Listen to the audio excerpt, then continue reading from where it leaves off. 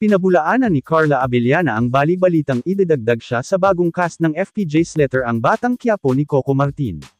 Nagkaroon ng ganitong bulong-bulungan nang napabalitang lilipat na ang kapuso actress sa management ng All Access to Artists o AAA ni Direk Mike Tuviera.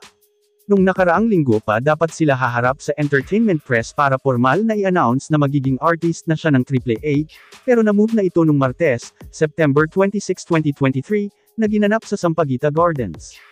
Doon nagkaroon ng pagkataon ng press na linawin ang isyong ito kay Carla. Aniya, kung bibigyan po ako ng opportunity, why not?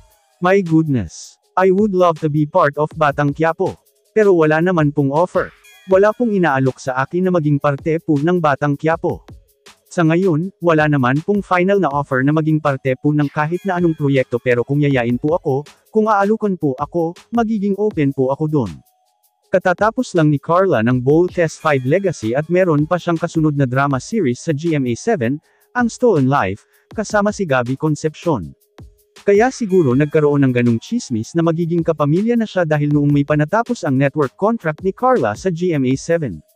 Hindi pa niya masasabi sa ngayon kung magkakaroon ng renewal. Kung si Carla ang masusunod, mas gusto pa rin niyang manatiling kapuso. Kaya nakafocus daw muna siya ngayon sa negotiation ng renewal. Gusto pa rin daw niyang manatiling kapuso kung siya ang masusunod. Kahit napapabalitang babalik na sa Pilipinas si Tom Rodriguez, at ipagpatuloy ang kontrata niya sa GMA, wala naman daw problema iyon sa kapuso actress.